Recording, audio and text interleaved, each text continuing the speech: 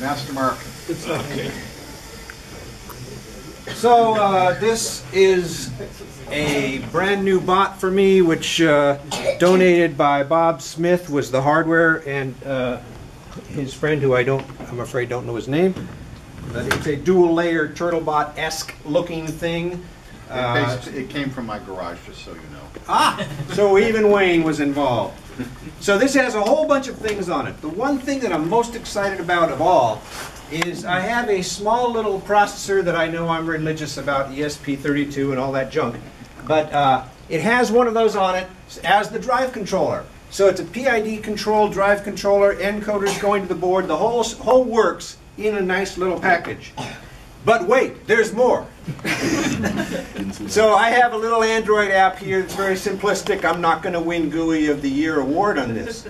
But this little guy talks to the controller and can get the thing to move around. So you can move around and rotate and stop and forward and rotate the other way and so on. So I don't have edge sensors and that sort of thing, so we're not going to go to level 4, which is fall off the table and survive.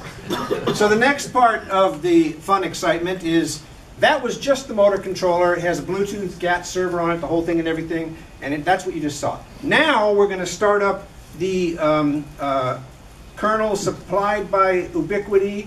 A gentleman on the far side is responsible for that. And that's going to be running on a Raspberry Pi 3.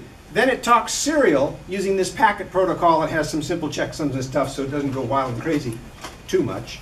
And that is going to then control the motor controller and get the encoders back and so forth and run all on that kernel. So we're going to turn this little gizmo on. Yet another new toy. This gizmo is a small little Bluetooth joystick controller thingy. So we have a node, a ROS node on the Pi that talks through the Pi Bluetooth to this thing. Gets the information, sends it to my controller over the serial, and the whole darn thing either falls up the table or functions to some extent. So, up.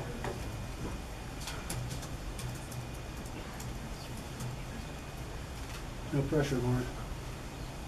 Well, the problem is you can't actually say VI, the launch file, and expect it to do a ROS launch, you see. It just doesn't work that way. Use Vim instead. So I'm searching the command history. I thought I had it here, but alas, I had not. So RoboMatch ROS. It's okay, Mark. We got plenty of time. This is not going to take all that long. Mm-hmm, sure. Famous last words.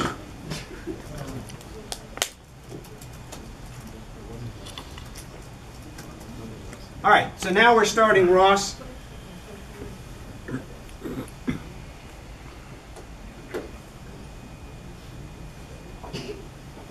I don't feel so bad anymore. Well, what I had is I had the ROS launch file ready for yet the third part of the demo, which I may actually get to, which is running Rohan's nice little Raspicam node. Rohan! Yay! And taking a look at this thing, which is an Heroku fiducial, and then following it around. We're going to show it on the table, but we're going to be ready to pick it up if it falls off. So, let's see. Oh, why is it detecting? Okay. Let me know when I should start the video. You should start the video. Oh, wait a minute. So, now we're running this little Bluetooth controller thingy, and it's running around with all that junk I told you about is actually happening right now, okay? So there it is, phase 2 of the demo. Okay, so that's the Bluetooth controller talking to the Raspberry Pi on the Ubuntu system with Ubiquiti pieces of software here and there. So you just sent it a program to go forward and backwards, right? So I used a little guy that's on Bluetooth who is talking to the Raspberry Pi's Bluetooth. Raspberry Pi 3 has Bluetooth. And there's a Python little server there that's picking up the commands, then it translates that, sends it to my motor controller over a serial bus, and that's how that whole thing worked. So it looked rather simple, but actually it's frickin' intense. Okay, so, I'm sorry, is that a real word? But, all right, so now we're going to try to do the exciting part, but I don't feel so bad because the first two parts worked. So this is the fiducial follow software It's the big finish. on the Ubiquity. And it's either going to crap out or it's going to work. But it's supposed to notice this fiducial here and then approach it just like was shown by David on the Magni robot a week or two ago. And it does work in my house, but I don't have the video to prove it. So it would be nice if it worked right now. We believe you, Mark. We believe Let's you. see if it... Need more light? It may be a lighting issue, you know, I don't know.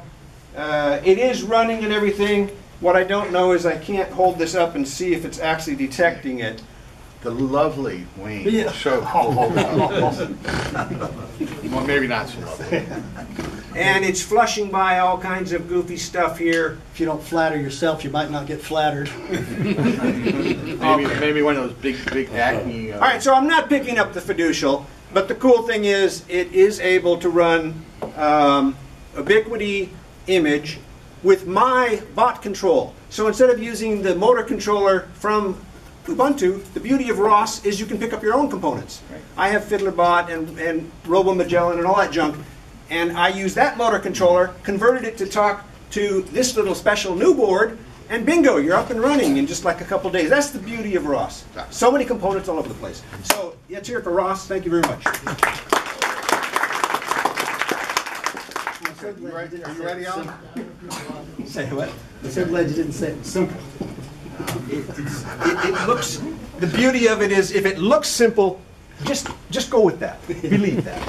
Yeah. You're incorrect, but believe it. Nothing No, is it's the simple. engineering inequality. Simple is not equal to easy. This is true.